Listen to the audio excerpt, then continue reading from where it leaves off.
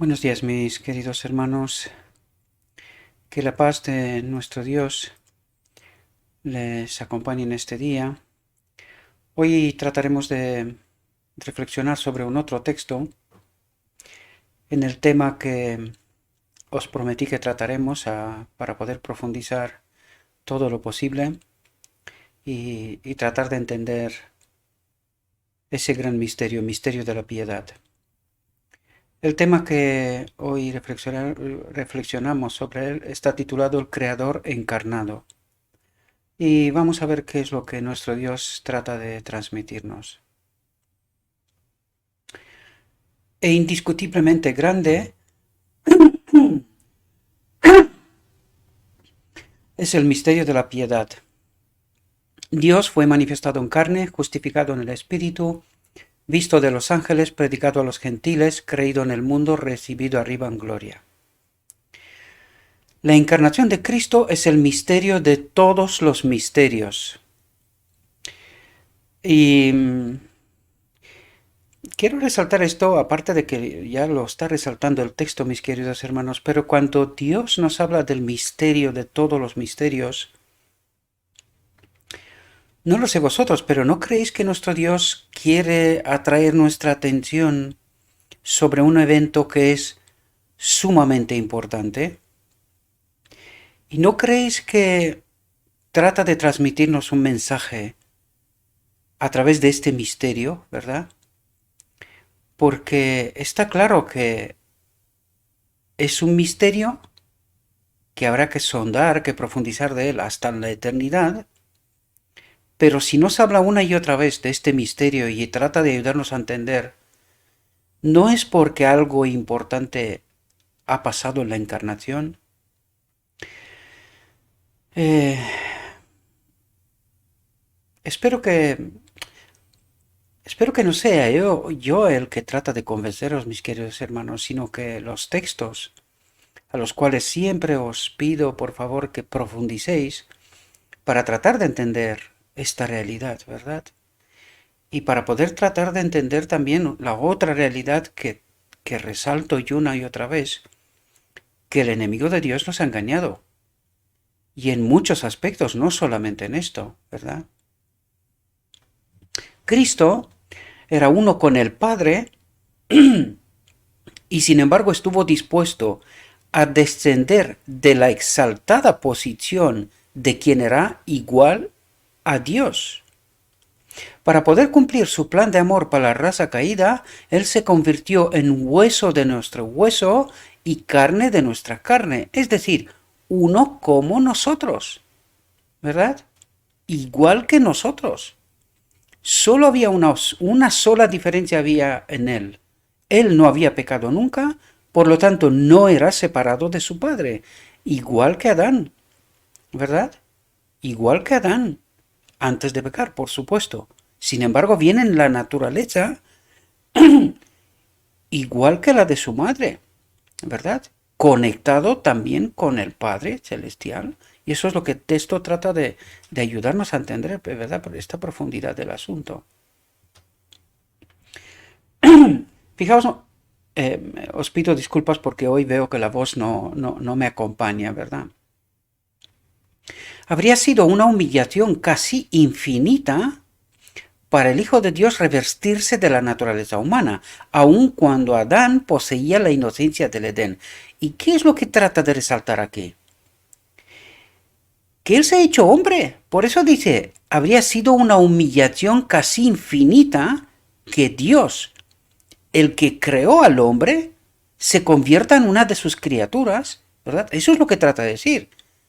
Hubiese sido una humillación si Adán no hubiese pecado y él se hubiese convertido, siendo el creador, que se convierta en una criatura, ¿verdad?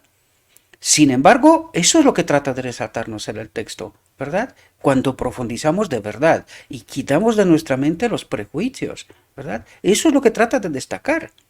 Que él se humilló, se hizo una criatura, criaturas que él mismo ha creado, ¿verdad? Eso es lo que trata de decir, se hizo uno igual que nosotros, ¿verdad? Pero Jesús, fijaos lo que nos dice aquí, pero Jesús, aceptó la humanidad cuando la especie se hallaba debilitada por 4000 años de pecado. Es decir, vino nuestra naturaleza, tal cual.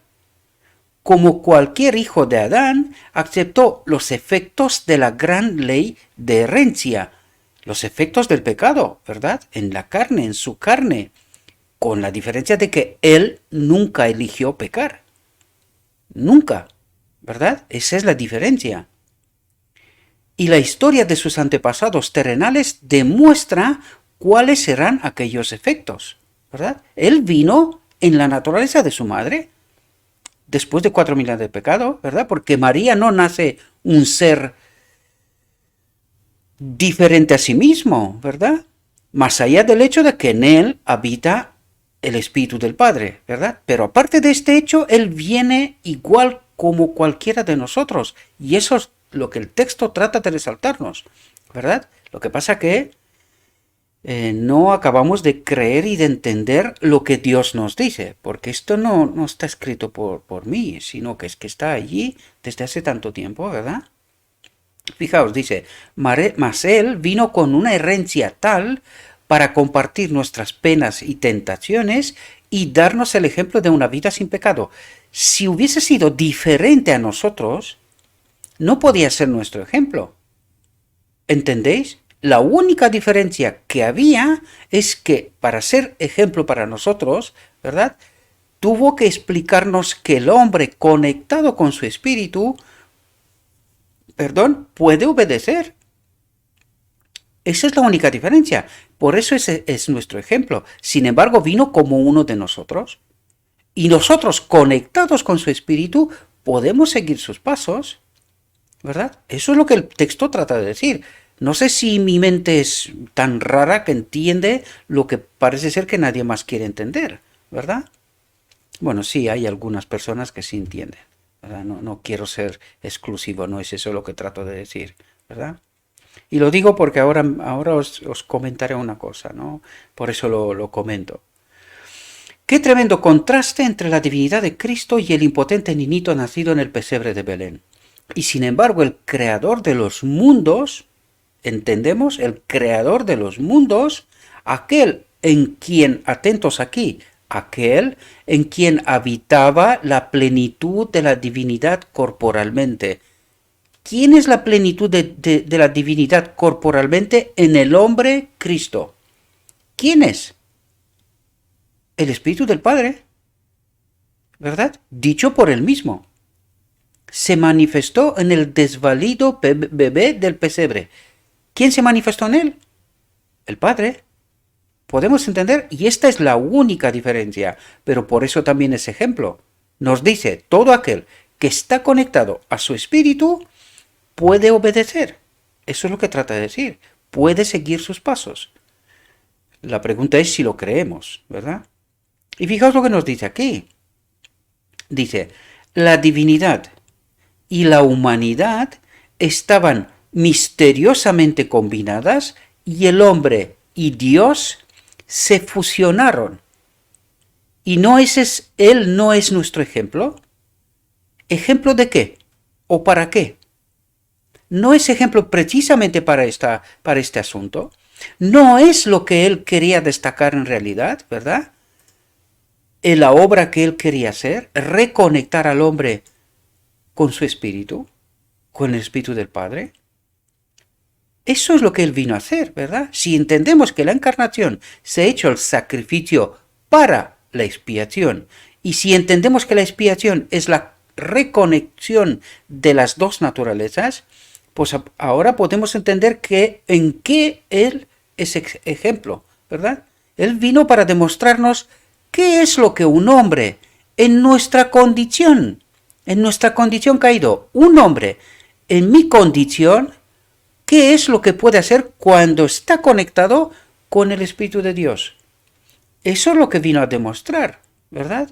Lo que pasa es que nos cuesta entender, porque alguien nos ha enseñado una falsa teología, ¿verdad? Aquellos que aseveran que no era posible que Cristo pecara, no pueden creer, a pesar de decir, no, yo creo a Cristo, ¿verdad? Creo y soy salvo. Dice, no pueden creer. Entonces, ¿cree o no cree? ¿Entendéis el conflicto? Por eso lo destaco. Y ayer mismo compartí un pequeño material hecho por otra persona, ¿verdad? En YouTube. Un contraste entre dos teólogos, uno afirmando que podemos obedecer, conectados con el Espíritu de Cristo, ¿verdad? Y el otro decía, anulando por completo casi medio teología, que no existe última generación, que no podemos obedecer, que no, que nosotros vamos a ser transformados cuando Cristo viene. ¿Quién tiene razón? ¿Y de dónde aprendieron?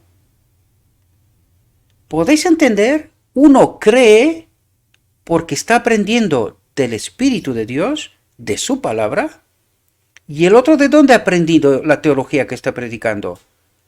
Y los dos, muy famosos pastores, muy famosos teólogos, que les sigue muchísima gente, muchísima gente.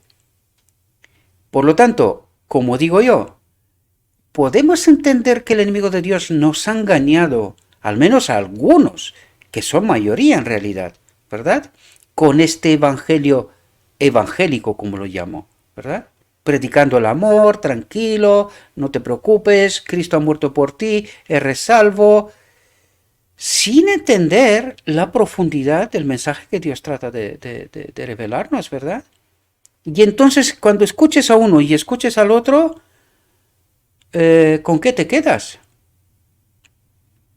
¿Entendéis la confusión? Y entonces, cuando Dios nos exige que esta última generación, porque es bíblica, está claro que uno de los dos predica la verdad, ¿verdad?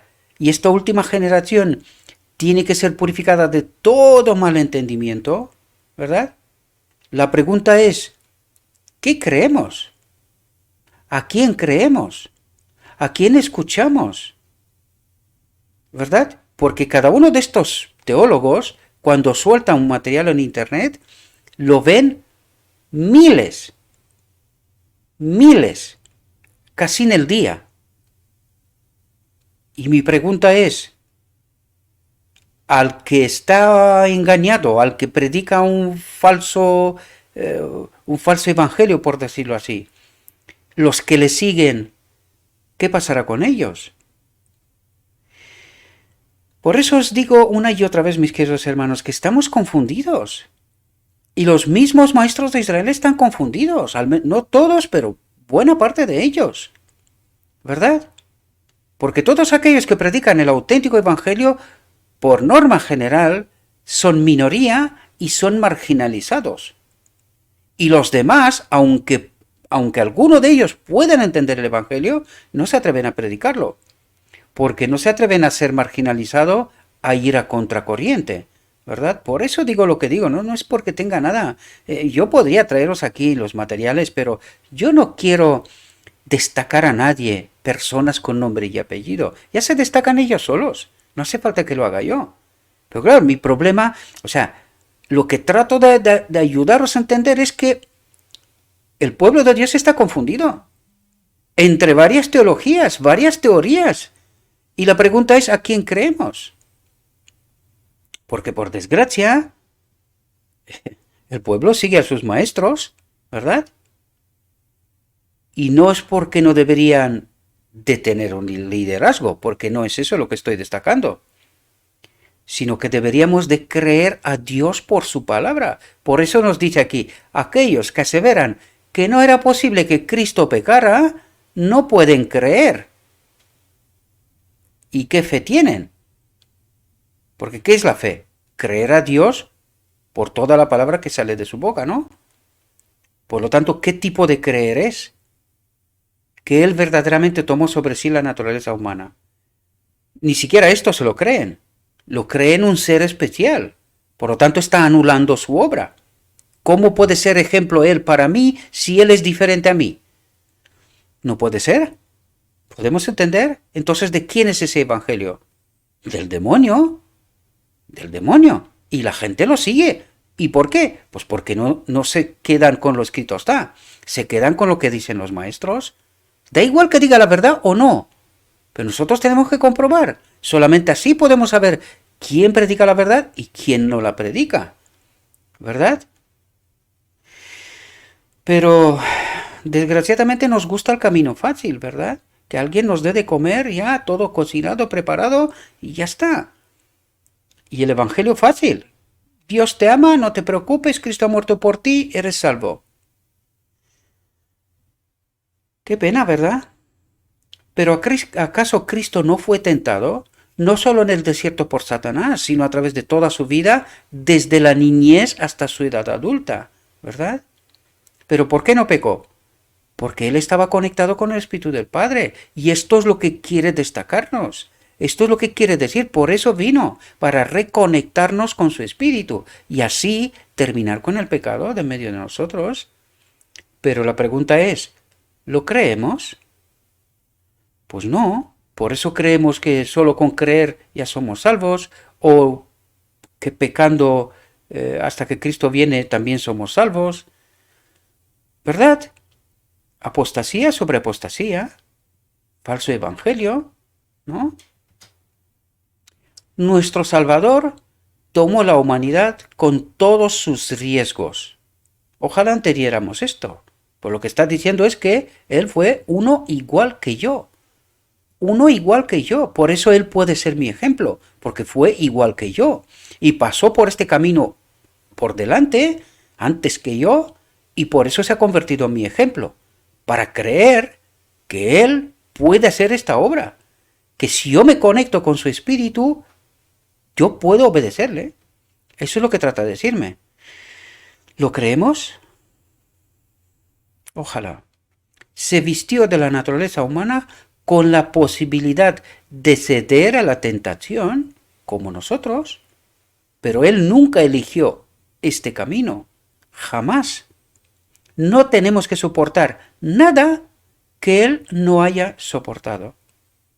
Lo resalta una y otra vez porque a través de todas esas palabras lo que quiere hacer es restablecer confianza.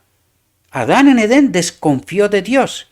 Pues Cristo vino para restablecer confianza. Eso es lo que trata de decir. Creedme a mí. Si estáis conectados con mi espíritu, podéis seguir mis pasos. El mismo camino. La pregunta es, ¿lo creemos? ¿Lo creemos de verdad? ¿Queremos seguir sus caminos, sus pasos?